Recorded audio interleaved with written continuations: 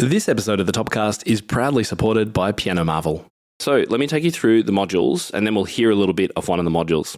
So the first module is called A Better Way to Practice. In the first lesson, we take a look at the difference between two common approaches to learning, implicit and explicit learning. We'll also explore the problem with repetition-centric practice. Of course, that's the thing that we all think we should be doing, but maybe it's not the best.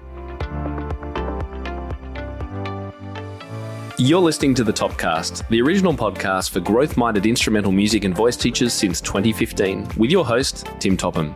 Our mission at Top Music is to empower instrumental music and voice teachers to find and nurture their innate creativity so that they can teach lessons that are innovative, integrated, and inspiring, and that will have a positive lifelong impact on their students.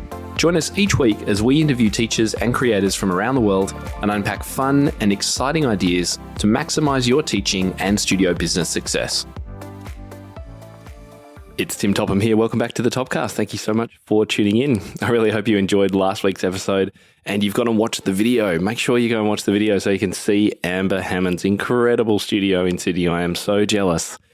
It's about the most picturesque studio location you could possibly get. Probably, well, maybe not in the world, but pretty close. Overlooking Sydney Harbour, floor-to-ceiling glass, sun streaming in, grand piano. Oh, it's just absolutely stunning. No wonder her students are doing so well. Anyway, that was last week. This week, we're continuing our theme of the month, which is all about building better practice habits, with a look at one of the most popular courses inside Top Music Pro, which is our course on practice hacks from the one and only Noa Kageyama. Now, if you haven't heard of Noa Kageyama, aka the Bulletproof Musician, don't worry, I'm going to introduce him and give you a little bit more detail about him in just a moment. But what I did want to let you know is that right up front, we are really pleased that we've just made this course accessible on our Top Music Courses platform so that you can actually purchase this for a one-off price, and we're discounting it. So the normal price is $99 for the course. It's now on sale this month only for $49, so $50 discount. So I'll tell you more about how to actually access it a little bit later on.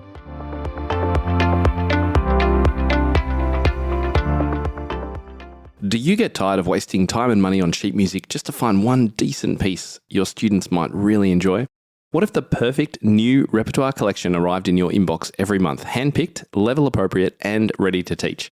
Well, that's exactly what you get with Top Music Sheets. Each month, our members get exclusive access to a fresh, themed collection of sheet music from some of the most popular composers in the world, from early elementary to intermediate and beyond. Here's a taste of one of the pieces from this month's collection.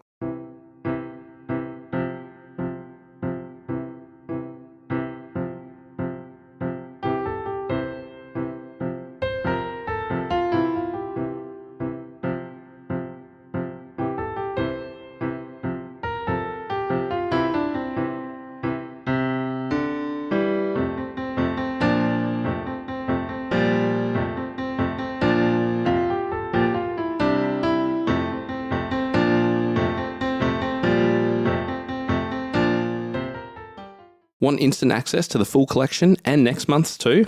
Become a Top Music Pro member today and join thousands of teachers who've stopped wasting money on books they never use. Available on our light plan for just $10 a month. Head to topmusicsheets.com to find out more.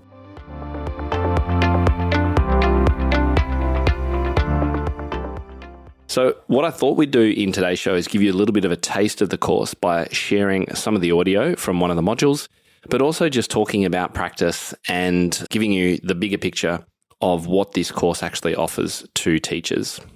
So here's the truth about practice. I'd guess that 90% of you teach your students and demonstrate how to practice effectively, right? We all do it in lessons. It's one of the most important things that we have to do because we know that we only see our students for whatever it is. I did a blog post on it, 0.006% of their week or something. I mean, it's such a minuscule amount of time, right? We have to make sure that they know how to make progress, because without progress, students lose motivation and then we are on a downward spiral. But if they do practice and they make progress, that gives them a boost to do more practice and come to more lessons. And we're into this beautiful, positive, motivational spiral, which is where we want to get them to. But sadly, the reality really is often different. So we'll teach our students, focus and analyze the weak areas, carefully repeat those weak sections. Don't play through the whole thing. Just focus on the bits that are tough. And we'll point them out, won't we? We'll show them, this is the bit to work on. It may be on page 3, not at the start, or maybe the last bar. Consistent. Be consistent with your practice. Choose a regular time slot. So it's just like brushing your teeth. It's something that you just do. It's not something that needs to be considered or negotiated or talked about with your parents. It's just something that you do because it's at the same time every day or through the week at that regular time slot. Unfortunately, of course, we know that often that doesn't happen, no matter how much time and effort we put in. What actually happens is mindless repetition with one eye on their phone. They cram practice in the day of their lesson or the night before, hoping that you won't notice, and they play from beginning to end, crossing their fingers that it'll magically improve that last bar that needs work. Is this ringing a bell for anyone, or is it just me and my students? I certainly have been there. And you know what? When I think about it as a student myself, as a child, it is really tempting just to play from the start to the finish, because often the start's the best bit and it keeps getting better the more you play it from the beginning. So why go and work on the hard bits, right? So why does this happen? Well, as long as we are actually teaching them how to practice and trying to be really instructive and careful in our approach to teaching them those things, they are just ignoring those when they come to actually practicing at home. They're either ignoring our advice or we're not giving them the right advice. And so this is where Noa Kageyama, PhD, comes in, aka the Bulletproof Musician. Noa is a performance psychologist and Juilliard faculty member and is the performance psychology coach for the New World Symphony. Noa has degrees from Oberlin. He's got a BA in psychology. He's got a degree from Juilliard, which is Master of Music in Violin Performance, and from Indiana University, which is where he got his PhD in psychology. Noa specializes in teaching performance artists how to utilize sports psychology principles to more consistently develop and demonstrate their full abilities under pressure. He's got an incredible blog, if you haven't seen it already, and I was so lucky and thankful. We got the chance to hang out in 2024. I'd just been to Atlanta, where I gave my MTNA keynote, and then I flew to New Jersey and spent time in New York as well. And he got to show me around Juilliard. I'd always wanted to see what it's like there, which was super cool. And then we got to have lunch.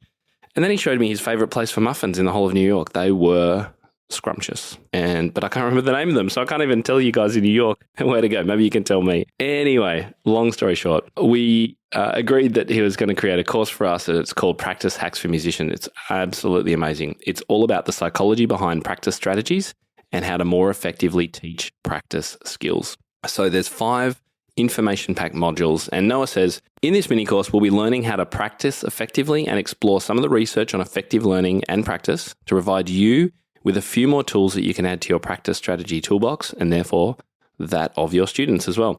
So let me take you through the modules, and then we'll hear a little bit of one of the modules. So the first module is called A Better Way to Practice. In the first lesson, we take a look at the difference between 2 common approaches to learning, implicit and explicit learning. We'll also explore the problem with repetition-centric practice. Of course, that's the thing that we all think we should be doing, but maybe it's not the best.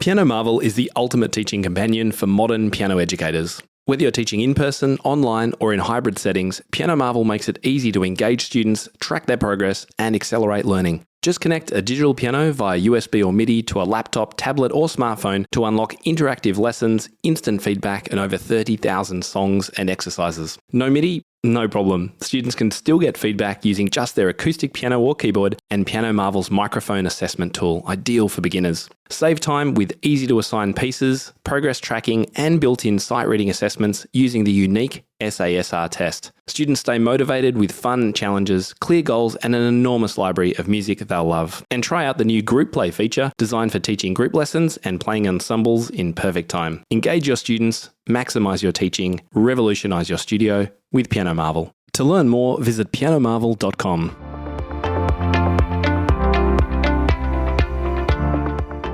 Module 2 is called Doing Deliberate Practice. In the second lesson, we'll get into a type of practice that you're probably familiar with, deliberate practice. But more importantly, we'll take a look at how to get your students and yourself to do more of it. As we've just said, you may well have heard about deliberate practice. I've blogged about it over 15 years ago. I probably created my first blog about deliberate practice. But it's really hard, and it's hard to get students to do it. So Module 2 is all about helping that situation. Module 3 is called the mastery illusion. In the third lesson, you'll learn about the mastery illusion, or the source of the "but it sounded so much better at home" syndrome. We all have that, right? In fact, I think we can all put our hands up as teachers to say that whenever we've performed in front of somebody else as a lesson, as a student in a lesson, it sounded better at home for me as well. I certainly remember that situation when I was doing my diploma. And then the last module is called Practicing for Skill Retrieval. In the last lesson, we explore another type of practice known as random or interleaved practice, which will help your students overcome this mastery illusion and also get better at playing much closer to their true abilities on the very first try rather than on the second or third try. How good would that be? I really hope you're as excited as I am for this. Okay, so let's jump in and have a listen to a little bit of that first module. Part 1. A better way to practice. Have you ever had the experience of sounding pretty good at the end of a practice session, but then going back into the practice room the next day and somehow it's like all your progress from the day before seems to have disappeared? Or maybe your students have complained that they sound great and feel pretty comfortable and confident in the warm-up room, but then 10 minutes later when they get on stage, they sound like just a shell of themselves. These are pretty common, if not universal experiences, and much of this is related actually to the way that we tend to approach practicing. How so? Well, before I expand on this, let's take a quick step backwards for a moment. This is Anders Ericsson. He spent his career trying to figure out how it is that people become experts and world-class performers, whether in music, sports, or any skill area. And he was one of the world's leading authorities on the acquisition of expertise and expert performance. His research was actually the basis for Malcolm Gladwell's 10,000 hours rule, and the idea that it takes 10,000 hours of deliberate practice to become an expert at something. To be honest, this was not really the point of Ericsson's research and kind of misinterpreted what he found. My understanding actually is that the whole 10,000 hours thing bugged him so much that he wrote a whole book just to try to set the record straight. Because the gist of what Ericsson found in his research was not really related to time or numbers of repetitions, but more about there being a particular type of thought process that top learners engage in during their practice time that seems to make a really big difference in how much learning and skill development actually takes place. The problem, of course, is that when we're young, the most logical way of prescribing practice homework is to do so in units of time or numbers of repetition, like 5 minutes of this, or 10 minutes of that, or 50 repetitions of this, or 10 repetitions of this, and so on. To be clear, it's nobody's fault. It's not our teacher's fault. It's not our parents' fault. It's not our fault. I'm as guilty of prescribing practice homework in units of time or numbers of repetition like anybody else. But the problem with this type of homework is that it tends to lead to what I think of as autocorrect practice. This is something that we've all done. It's where you start playing and then you stop when you hear something you don't like and you rewind a little bit, try it again, repeat until your fingers intuitively make the necessary adjustments and it sounds better. Then you move on to the next thing, hear something you don't like, stop, repeat, play until it sounds better, and then go on to the next thing. This type of learning is known as implicit learning, and there's nothing inherently wrong with this necessarily. It's how we learn to do lots of things, like riding a bike. At least I'm guessing that it's not like when you learned how to ride a bike, someone gave you a lecture on biomechanics and physics and so forth and explained how to ride a bike and then let you try it. My guess is you learned how to ride a bike through trial and error, largely by falling a lot, making adjustments, and intuiting your way to figuring out how to stay balanced and steer and so forth. So it's not that implicit learning doesn't work. The problem is that there's a tendency for this to feel a little bit like being on a hamster wheel, where you keep working and things do start to sound better in the moment, but we don't get very far very fast. And at some point, we may even hit a ceiling where things seem to plateau, and we can't seem to get off of that plateau and get markedly better. Again, to be clear, I'm not saying that the hamster wheel model of practicing doesn't work. The problem is that it kind of does, and it can even have some positive benefits over explicit learning, though we're not going to get into that whole can of worms here. The price we pay, of course, is that there's a cap on how far we can get, and it's extremely inefficient as a strategy for learning and developing more flexible, more durable, and reliable motor skills. So how do you get yourself or your students to do more deliberate practice? And what exactly does that look like anyway? Oh, wow. Are you excited to hear more? Oh, Noah has this way of explaining things that is just so calm and insightful and encouraging all at the same time. It's almost like ASMR, isn't it? If you're familiar with ASMR, listening to his voice, it's almost like that somehow. Anyway, this was just a snippet of the audio from one of his video modules. So if you'd like to see Noah's face and see his slides, which were coming up while we were listening to that, then grab access to this course today. And we've had just as many teachers tell us about how much this course has improved their own playing as it's been effective for them helping their students play. Devi told us, I absolutely loved this course and only wish it was way longer. It was so interesting. I have intuitively started practicing very similarly myself and now encouraging students to practice this way. And Valerie told us, thanks so much for this course. I've heard about interleave practice before, but never understood the why behind it. Now I know, I think I can implement it in my own practice as well as for my students. So hopefully you're super excited to check this out. If you are, head over to topmusic.co/courses. That's where our course platform is, and you can see all of our courses that are available for one-off purchase. And when you're on that page, just type in practice hacks in the search box, which is on the left-hand side. And then once you click take this course, you'll be able to find out more. And then when you're ready to purchase, here's the coupon code you need for that $50 discount. The coupon code is all one word, NOAHACKS25. So that's NOAHACKS 25. NOAHACKS25. That will give you that $50 discount. So you only pay $49 for this. Don't you think $49 is worth it for information that could completely revolutionize your own approach to practice, but also really develop one of those most fundamental elements of your teaching, and that's helping your students practice? Well, I really hope you go and check it out. And of course, if you're a Top Music Pro Studio or Studio Plus member, access to this course is already complimentary in your library. You can access it at any time. After you log in, just search for Practice Hacks. Well, I hope you enjoyed today's show, and we'll go and check out Noah's course. It really is a revolutionary course, and it's pretty short and sweet, so you can really get access to it quickly and then take action on it quickly as well. Well, that's the end of the show for this week. Thanks so much for joining me. I really appreciate it. And next week on the podcast, we actually are welcoming our friends from Piano Marvel, who have been sponsoring this month of the podcast. They are going to be talking all about their incredible app and software, which not only can assess your sight reading, but is also an incredibly effective practice tool to really make sure that students actually make progress when they're at home through incredible gamification and a whole lot of other strategies. We'll get into it next week. Until then, I'm Tim Topham, and you've been listening to the Topcast. Thanks so much again for joining me. Hope you've enjoyed it, and I'll speak to you next week. How do you keep up to date with all the latest trends and research into music education? How do you connect with other teachers around the world and make sure your teaching stays fresh and relevant for students of all ages and stages, both now and into the future? I created our Top Music Pro membership to be the one-stop shop for music teaching resources, training, support, and community, and I'd love for you to come and join us inside.